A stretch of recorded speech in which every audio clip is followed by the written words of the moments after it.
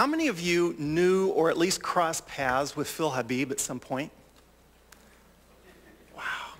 Fascinating character, wasn't he? You can see why I wanted to write a book about him. Those of you who knew him may or may not know that he did not originally set out to be a diplomat. He set out to be a forester. He was a lousy forester because he hated doing physical manual labor. The one exception was that he loved fighting fires. And one time when he was a student, he had to put out a lightning fire all by himself at 10,000 feet, armed only with an axe and a shovel. Good training for diplomat. A few years later, during his first assignment in the Foreign Service, he and his wife were having a picnic with some friends on the Gatineau River in Canada. The woman went wading out into the water, suddenly yelped, and sank under the waves. Phil and the woman's husband dove in time and time again trying to find her, and they couldn't. The police came, dragged the bottom, and brought her up, at which point Phil started working and working and working and working on artificial respiration. Now, he continued that until the paramedics came and told him that it was no use.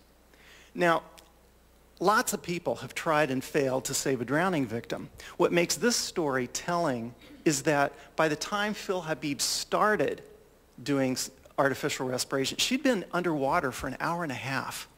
There was zero chance that he was going to revive her, but he would not give up. He would not give up.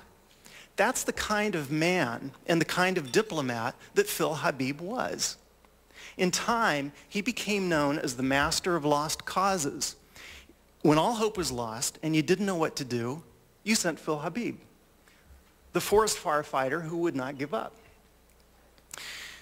Things looked particularly hopeless in the summer of 1982. Phil was special envoy to the Middle East for President Reagan. As you may recall, the Israeli defense minister at the time, Ariel Sharon, had decided the time had come to destroy the PLO once and for all. So he invaded Lebanon and laid siege to the PLO's stronghold, West Beirut. The siege failed. It quickly turned into a flailing, aimless fiasco.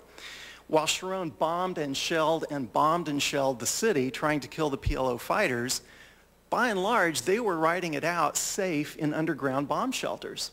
The people doing most of the suffering and dying were the civilians of Beirut. And Phil Habib screamed at Sharon about that over and over again, but to no avail. The relationship between Habib and Sharon was fascinating. Representing the United States and Israel, they of course were allies, but they were also rivals in a race to determine how this siege was going to end. The two men represented the only two plausible outcomes. It was either going to be a bloodbath or a bargain. Phil Habib's singular purpose was to stop Sharon, but Sharon was every bit as tenacious as Habib was.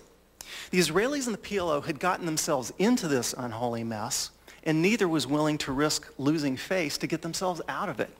That was Phil Habib's job. To end the siege diplomatically, he would have to evacuate the PLO safely out of Beirut. But Sharon had not gone to Beirut to chase the PLO away. He had gone there to kill them.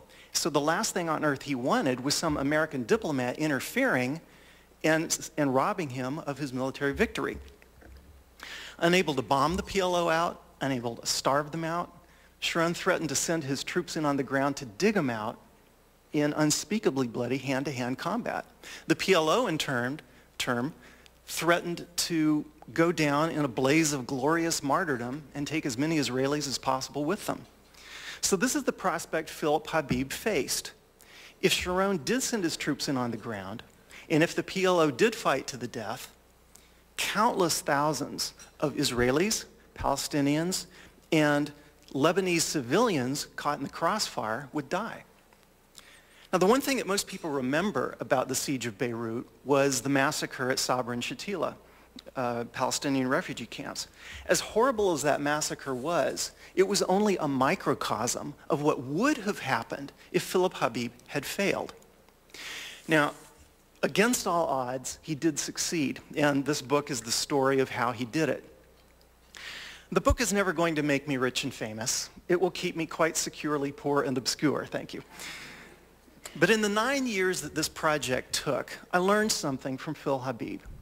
You do what you do because it ought to be done and because it needs to be done. Philip Habib is the kind of man that books ought to be written about. None ever was because the story was too hard to put together. 9 years, who in his right mind would do that? Answer, I don't know. But I am proud to be the one who finally went to the trouble to do it. The Foreign Service was Philip Habib's religion. This building was his magnetic north. His greatest pride was that he had the privilege of doing the same kind of work that you have all done as diplomats. For me, learning about this one episode of high-stakes crisis diplomacy as a case in point has given me a profound admiration for the work that diplomats do. So I can't imagine a higher honor for me than to have the likes of you sit still for 5 minutes and listen to me talk. I thank you for that. I thank you for this, and I thank you for being here today.